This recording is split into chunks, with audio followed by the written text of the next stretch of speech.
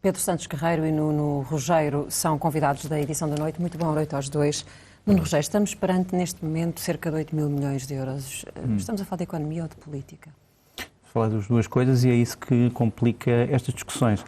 A partir do princípio que todas as pessoas que saem destas reuniões estão a falar a verdade, o que é um se bastante extenso, porque nós ouvimos aqui muitas vezes versões contadas por terceiros de posições que depois não são confirmadas pelos próprios. Portanto, há sempre a suspeita, aliás, uma suspeita levantada até por um dos membros da Comissão Europeia, de que muita gente mente neste diálogo com o público, porque há dois diálogos. Há o diálogo entre criadores, ou não diálogo entre criadores e o governo grego, e depois há o diálogo entre todos e o público, uns mais eficazes, outros menos eficazes. E depois há o problema de isto ser um problema político.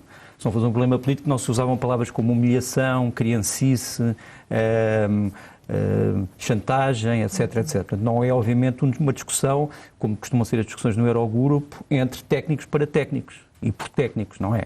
É uma discussão essencialmente política, onde alguns passos podem ser dados e outros não podem porque são sensíveis.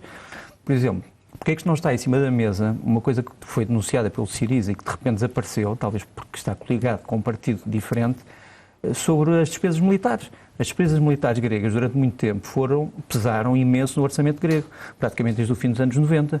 Pesaram mais no orçamento grego do que pesaram em qualquer orçamento de países da comunidade.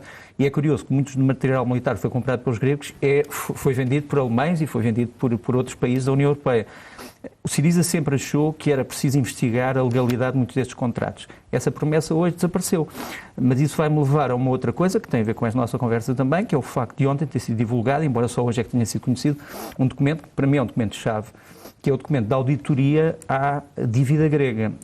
O Syriza prometeu, quando chegou ao poder, que queria uma auditoria. Queria saber se a dívida era legal, se tinha sido contraída de boa-fé, se era virtuosa ou perversa, se era ilegítima, etc, etc. E este relatório é um relatório preliminar, de muitas centenas de páginas, que dá algumas respostas interessantes e que, se estiveres interessado, podemos falar aqui um bocadinho sobre isso. Dá respostas sobre a origem, porque é que se chegou aqui, sobre a resolução e sobre aquilo que é a posição dos credores. É um documento, para mim, fascinante, vai agora começar a ser falado, ou amanhã, se calhar, ou depois, mas que mostra já quão política é esta discussão, porque já não é só uma discussão sobre o futuro, mas também sobre o passado. É suficientemente forte para sensibilizar o FMI, o BCE? Mas há aqui uma coisa que tem que ser dissipada. O FMI, ao contrário do que eu tenho ouvido dizer, não é a arma da União Europeia, nem a arma dos Estados Unidos. Quer dizer, o FMI tem no seu Conselho de Supervisão, com governadores, tem países tão diferentes como a China, como a Rússia, os países todos dos BRICS, a Índia, etc. Os Estados Unidos, por exemplo, só têm 17% de votos no FMI. A Alemanha só tem 6% de votos no FMI. Portanto, esta ideia de que o FMI é uma espécie de uma divisão panzer da Sra. Merkel é um bocadinho ridículo. Nem é da Sra. Merkel, nem é do Sr. Obama. E convém percebermos o que é o FMI, que é apenas um dos criadores da Grécia. Há depois muitos outros criadores. Agora, é evidente que, para além daquilo que nós estamos a ouvir nas notícias, há algumas coisas que eu acho que já estão decididas. O governo grego terá dito, e foi a última informação que tivemos, que vai pagar. Portanto, vai pagar esta tranche imediata, mas que o que quer é discutir o processo a seguir, ou seja, quais são as garantias que depois vão ser dadas para que novas tranches venham para o bolso dos gregos. Portanto, vai pagar, mas depois quer saber exatamente se pode ter ou não garantias de que seguirá o seu caminho, negociando em parte com a União Europeia, com o Banco Central Europeu e com o FMI, ou se pelo contrário sairá sem nada nas mãos. Mas isto é um processo em que, obviamente, todas as pessoas vão ter que ceder, umas mais e outras menos, obviamente. Pedro Santos Guerreiro. É curioso, estava a lembrar-me que em 2010, quando foi o primeiro resgate, foi a Sra. Merkel que quis incluir o FMI na Troika. Isso na altura foi muito foi polémico, porque havia quem argumentasse que a União Europeia devia e tinha capacidade para resolver internamente, sem necessidade de recorrer ao FMI, e a Sra. Merkel tê-lo-á querido, não apenas, supostamente, esse foi o argumento por causa da experiência que o FMI já tem, isso é verdade, mas também para diluir... Experiência boa e má. Exatamente, mas é de facto a instituição que tem mais experiência de resgates. E, por outro lado, ajudava a diluir o ónus político, ou a dividi-lo, pelo menos. E, durante muito tempo, isso foi, aliás, usado em países como Portugal para ir dividindo. Em Portugal, claramente, foi sempre o FMI que liderou todo o processo e a chefia da equipa técnica coube sempre ao FMI, etc. E agora o FMI é claramente o mais intransigente nestas negociações. Aliás, os princípios de acordo que ao longo da semana parecia que iam sendo encaminhados, quando se começou a falar em bases sólidas, etc., era um bocadinho já no sentido de substituir o FMI pelos credores oficiais da União Europeia. Dito isto, onde é que nós vamos parar? Eu não faço ideia, eu estou do lado da maioria por intuição e por racionalidade, ou se quisermos quase por teoria de jogos. Isto vai resolver. Ou seja, que isto tem que se resolver. Parece muito claro que quer a Alemanha, ou melhor, quer a Angela Merkel, quer a Grécia não querem de facto sair, não querem uma saída, porque senão isso já teria sido precipitado. Os termos daquilo que estão neste momento a dividir, eu também concordo que são muito mais do que técnicos. Há uma composição diferente da austeridade, de facto, em que a Grécia prefere um determinado número de medidas com mais taxa social única, com mais impostos especiais sobre as empresas, e os credores oficiais querem, pelo contrário, querem menos taxa social única, etc. Mas o que parece claro é que não é apenas isso, é uma questão também de políticas e é uma questão de políticas no sentido que querem... É uma questão ideológica e o problema é estarmos a falar com... Também não é só ideológica, os credores querem reformas que sejam mais credíveis, que tenham resultados, por exemplo, a reforma do sistema de pensões, tal como eles o desejam. Obviamente que vai sempre significar uma redução das pensões, não sei se em pagamentos, as pensões futuras, seja o que for, mas é uma redução da despesa do Estado com pagamento de pensões. E isso, como nós aliás sabemos em Portugal, tem um efeito imediato. No primeiro mês em que se cortam pensões e salários da função do Estado, há uma poupança imediata. Não é preciso estar à espera de ver como é que decorre o consumo para saber se o IVA, o aumento da taxa vai produzir aquela receita ou não. Ou que efeitos dará, por exemplo, uma nova forma de combate à corrupção, de reforço de medidas de combate à corrupção, Exatamente. que era uma das propostas do Exatamente. Isso são medidas não mensuráveis, ou pelo menos não de execuibilidade garantida. O próprio Syriza, o que tem feito, tem alimentado esta ideia de que os credores o que também querem é uma mudança do governo, querem associar a este processo uma queda do governo. O que também vai sendo claro é que nenhum dos dois lados parece ter um mandato político suficientemente forte, nem Angela Merkel, nem Alexis Tsipras, para fecharem esta negociação. E aquilo que parecia muito claro na segunda-feira é que toda esta dramatização e todos estes... Na segunda-feira era o dia em que parecia haver finalmente bases sólidas, a expressão foi esta. Toda esta dramatização também fazia parte do processo quase de convencimento da sua própria base política, de cada um dos lados, e até da base social. Depois disso, virou tudo. Essas bases sólidas duraram, de facto, muito poucas horas. Há um último tema que diz respeito à dívida pública, sobre se ela, enfim, como é que se vai pagar ou não pagar. É quase uma tautologia.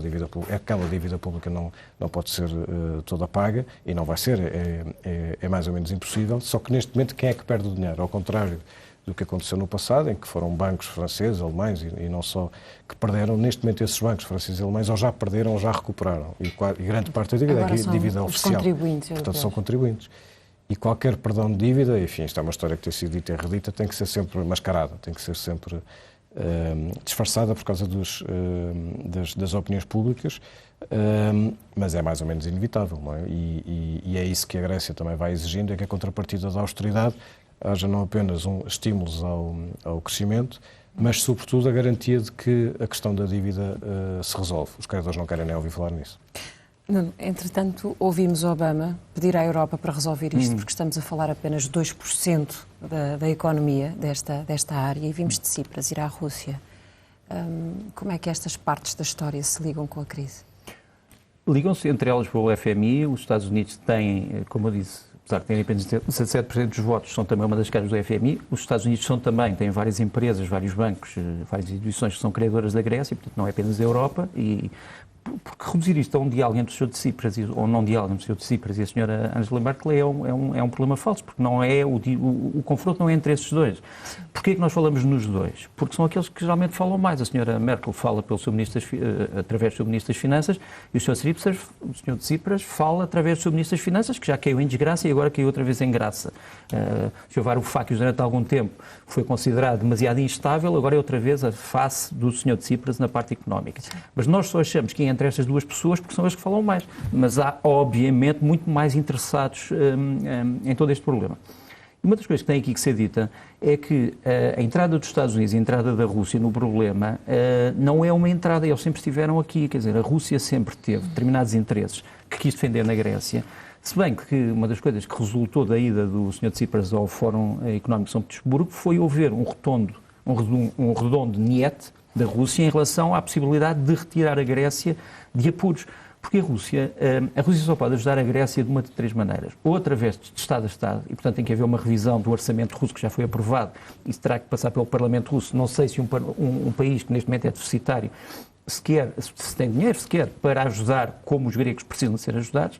Segundo, seria pelo recurso ao chamado Fundo de Segurança Social da Rússia, mas o Fundo de Segurança Social tem um mecanismo legal que prevê que só possa ser acionado para países que tenham notações financeiras acima de lixo, o que não é o caso da Grécia. E a terceira hipótese era um acordo comercial em que a Grécia pudesse receber dinheiro por qualquer bem que transacionasse ou por qualquer obra que fizesse.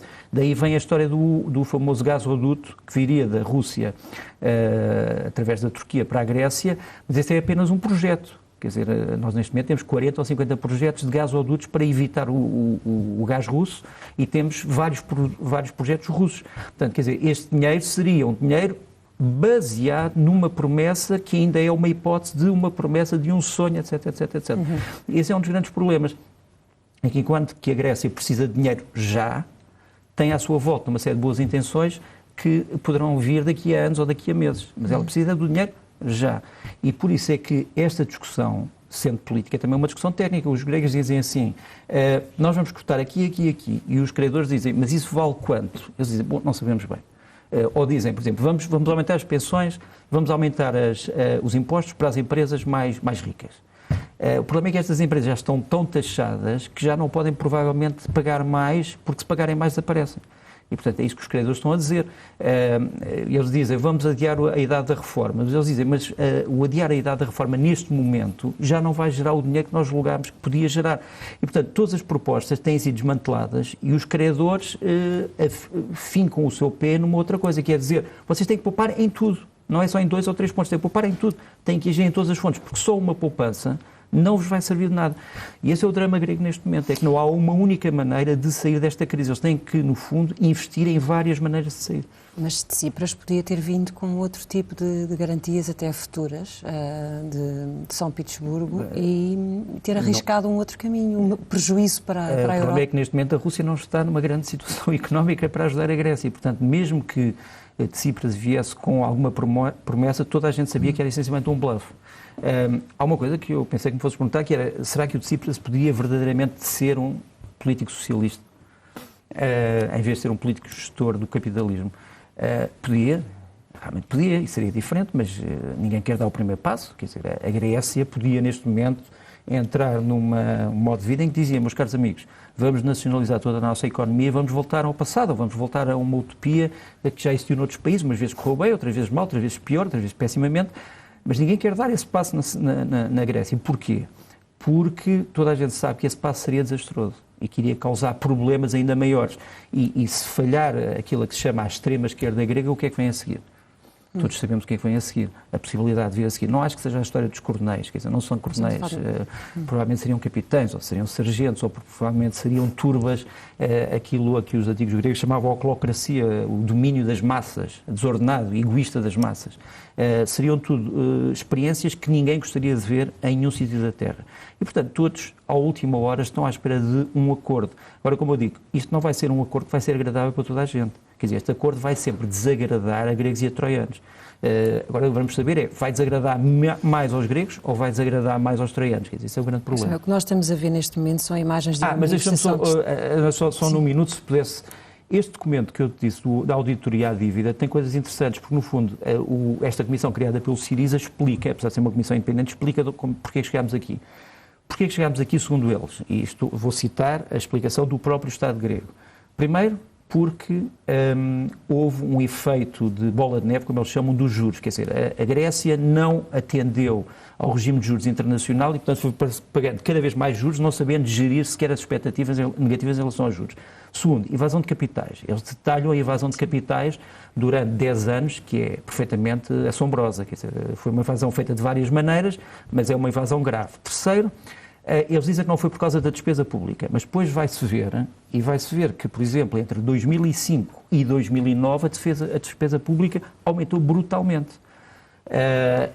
Outro elemento que eles dizem é o orçamento militar. O orçamento militar é responsável porque foi uma espécie de orçamento quase de tempo de guerra, estando a Grécia em paz e fazendo parte da NATO. Mas, como se sabe, a Grécia tem problemas históricos com outros países à volta e baseou aí o seu orçamento militar. E depois um outro problema, que é a ineficácia total do Estado em cobrar impostos, em cobrar pensões e em fazer com que as empresas descontem para a segurança social. Portanto, todos estes problemas juntos vão dar aquilo que é a monstruosidade desta dívida. Agora, qual é a conclusão do documento? É que muitas pessoas deviam ser levadas neste momento a tribunal e muitas partes da dívida deviam ser canceladas e deviam ser canceladas também por processos internacionais, em tribunais internacionais, contra, curiosamente, também alguns dos credores, porque eles acusam, entre outras coisas, alguns políticos europeus terem colaborado com o Sr. Papandreou na falsificação dos dados estatísticos da Grécia. E pronto, calmo, que já falei mais sobre o assunto, mas é um relatório muito interessante. Mas sobre a possibilidade sobre as dificuldades que estão no caminho, estas imagens que temos estado a ver são de uma enorme manifestação que aconteceu hoje, de extrema esquerda, contra a chegada a um acordo com a Europa. E, de facto, o que sair de acordo terá de passar pelo Parlamento grego. E não há nenhuma garantia, nem dentro do governo do Syriza, de um apoio total àquilo que está a ser negociado. Por isso é que o cenário de eleições é muito plausível, não é? Porque o Syriza já é uma coligação, depois coligou-se dentro do governo e depois foi eleito com um mandato e com bónus. Sim, que sempre criticou, aliás. E com um programa que já não vai cumprir, não é? Prometendo uma série de coisas que neste momento já abdicou. E até há 3, 4 semanas, apesar disso, os índices de apoio e de manifestação iam-se mantendo. Agora já não é o mesmo cenário de apoio social.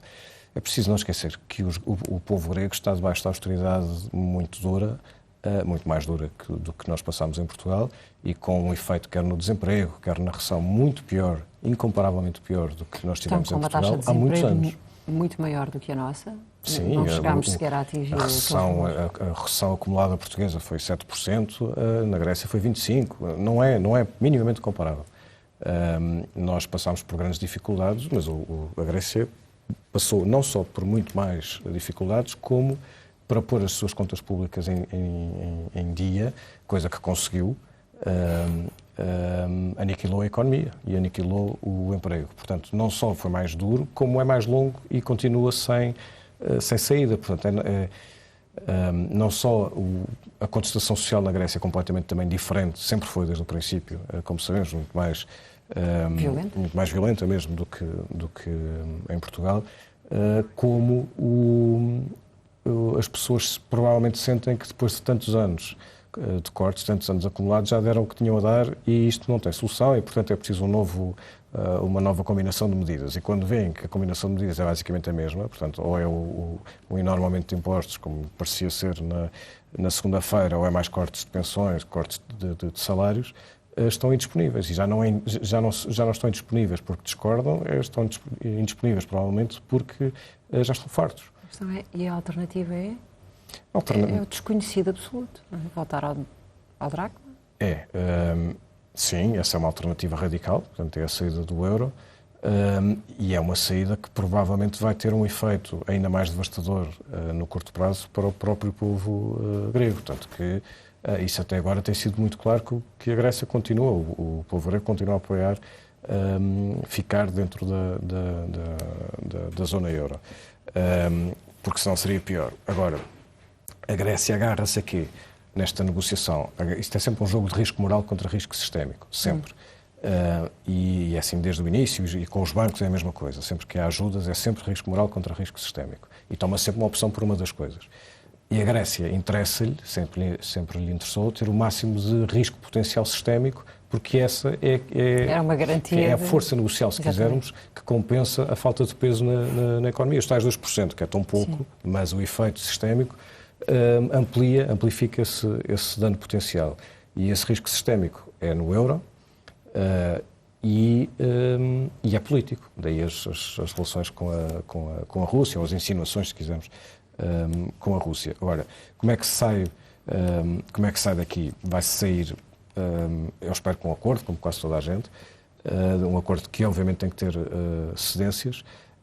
Não sei que efeitos políticos é que isso terá dentro da própria Grécia, mas é muito possível, e quase toda a gente diz isso, que isso venha a provocar eleições dentro da própria Grécia. Este relatório de auditoria de que o Nuno tem estado a falar pode entrar nesta discussão neste momento? Como fator de pressão negocial, como forças, eu não li o relatório, mas como documento de força de validade jurídica para iniciar um processo de cancelamento de pagamento de dívidas, mesmo que isso viesse a acontecer, e é muito questionável se tal poderia acontecer, é óbvio que não é imediato. Não é? E, portanto, isto, que efeito é que tem imediato? É um efeito político, dentro da própria Grécia, de alimentar os argumentos daqueles que contestam o pagamento. E há, de facto, muitas coisas que faz sentido questionar. Não são apenas delírios, há uma parte que provavelmente é delirante, de que a despesa pública não aumentou, etc. É evidente que aumentou, quer dizer, nós todos lembramos, muito pouco tempo antes do descalabro na Grécia, houve estádios construídos, e estradas e aeroportos por causa de organizações desportivas, e houve reforço do orçamento da defesa para comprar material, por exemplo, aos alemães. Quer dizer, isto foi tudo, não foi há 30 anos. Suspeitas de luvas, que o problema não é só a compra, o problema é que todas estas compras de material, aliás, material de guerra, eu não conheço nenhum sítio onde se compra material de guerra a uma empresa privada onde não haja um escândalo, quer dizer, é na África do Sul, é na Europa, é na América Latina, quer dizer, as armas atraem, de certa forma, especuladores e pessoas com mãos menos limpas. Já não basta o seu poder destrutivo, mas são vindas de pessoas também com pouca moralidade, muitas vezes. Portanto, há esse problema, o problema da auditoria poder ter consequências criminais internas. É evidente que o fenómeno externo de responsabilização demorará tempo, mas há um problema aqui que tem que ser explicado. É que a Grécia, apesar daquilo que nós achamos de que é uma espécie de um porta-aviões que está ali à espera de morrer, ou um elefante branco que está à espera de ser abatido, tem-se estado a mover. Nós, por exemplo, ninguém fala nisso, mas o Porto de Pireu, que é um dos portos mais importantes da Europa, neste momento é um porto chinês. Que foi comprado pelos chineses, portanto é hoje uma ponta de lança do poder económico e naval comercial chinês em todo o mundo.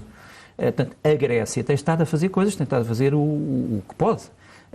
Agora, se nós voltarmos a um sistema em que é tudo o mesmo, as receitas são as mesmas, com números reciclados, e se for para eleições, o que podemos ter é uma Grécia ainda mais repartida, ainda mais quebrada, e a única maneira de a fazer governar é ter o tal bónus dourado. Porque se o Syriza não tivesse tido esse bónus, o Syriza, é preciso não nos esquecermos, teve 30 e tal % de votos. Quer dizer, este bónus que era muito criticado pela esquerda grega, dizendo mas isto é uma deformação do sistema maioritário, quer dizer, no fundo estamos a transformar o sistema num sistema à inglesa, mas dizemos que é maioritário.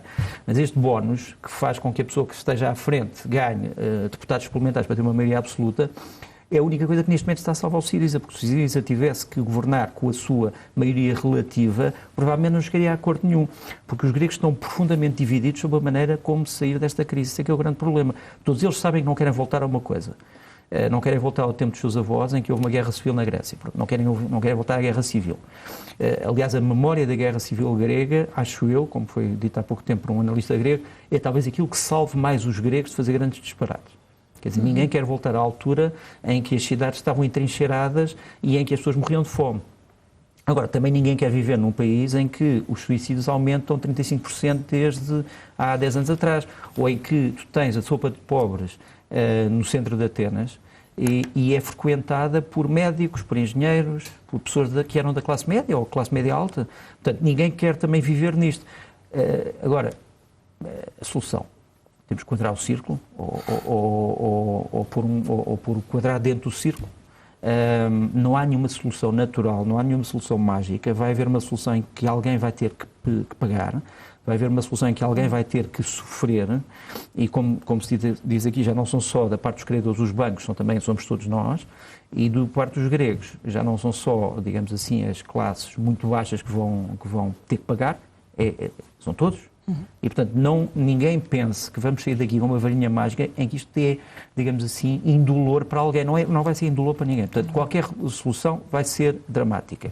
Agora, a alternativa pode ser trágica. Nuno Rogério, Pedro Santos Guerreiro, muito obrigada aos dois. Boa noite.